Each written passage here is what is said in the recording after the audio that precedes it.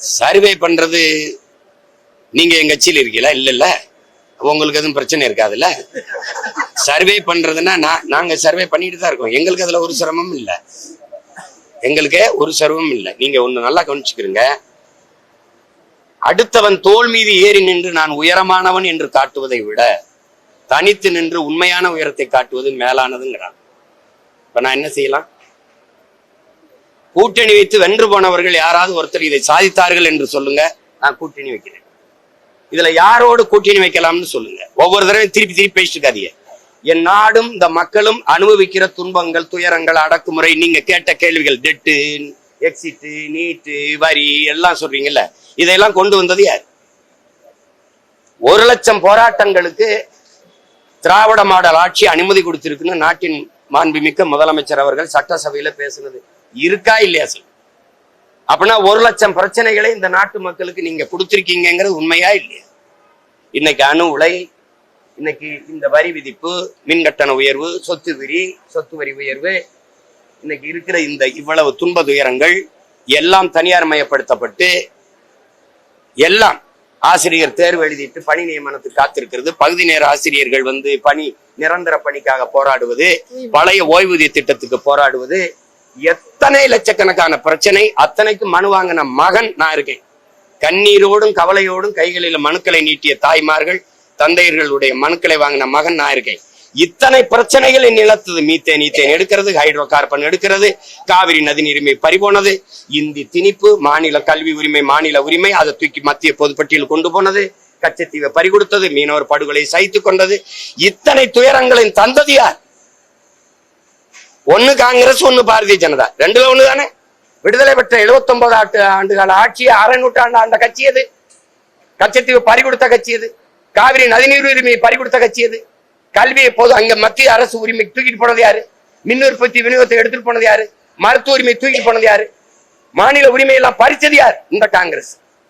இன்னைக்கு அதை அவங்க பெத்து பேர் வச்சாங்க. நீட்டு, எக்ஸிட், ஜிஎஸ்டி எல்லாத்துக்கும் அதுக்கு ஊட்டமா உணவு கொடுத்து வளர்க்கிறவர் பிஜேபி.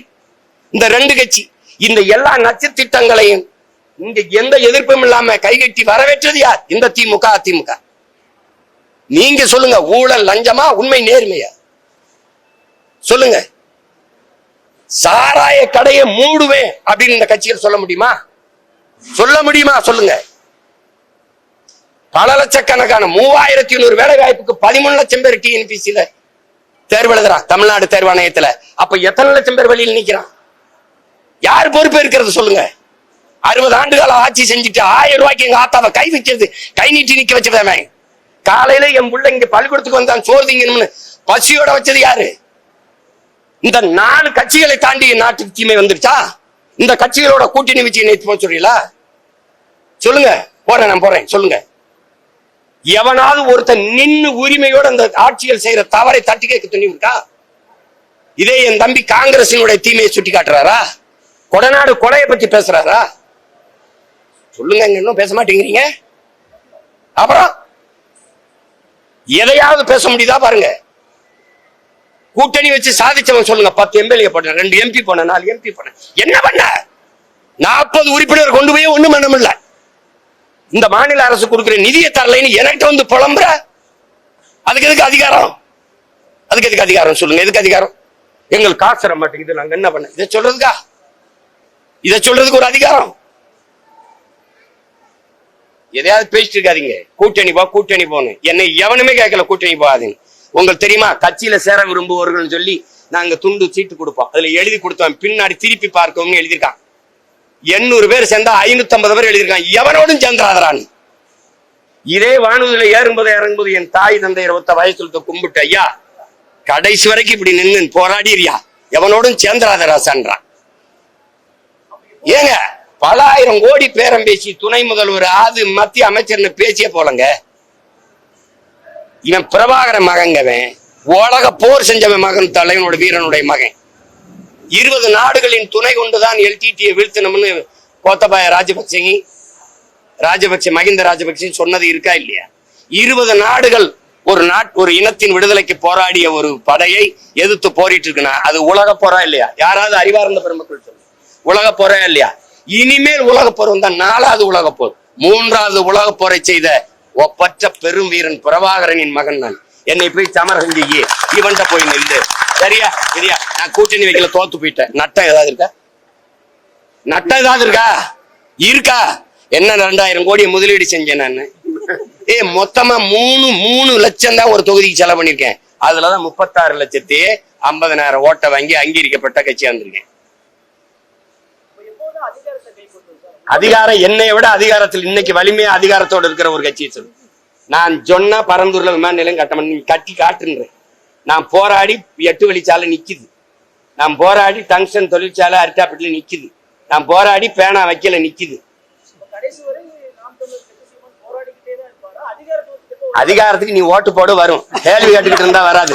அதிகாரத்துக்கு எப்ப வருவ போட்டா வருவேன். அதை விட்டு எப்ப வருவேன்? அதிகாரத்துக்கு என்ன பண்ண? நான் வரணும்னு நினைச்சா வருவேன். இதுல ஒரு கேள்வி, நீ எப்ப அதிகாரத்துக்கு வந்தவன் என்ன பண்ண? அதிகாரத்துக்கு வந்தவெல்லாம் தீமையை பண்றான். நான் நன்மையை செய்யணுங்கிறேன். நான் எடுத்து இந்த புள்ள வந்தா நாடு மக்களும் நல்லா இருக்கும்னு நினைச்சினா போடு, இல்லைன்னா மறுபடியும் நீ தெருவுல போடு, நீ அவனுக்கு போடு.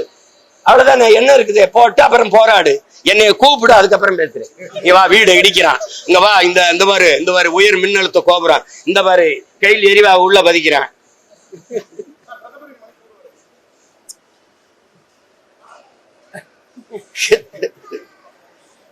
போகணும்னு நினைச்சிருப்பாரு, போயிருப்பாரு.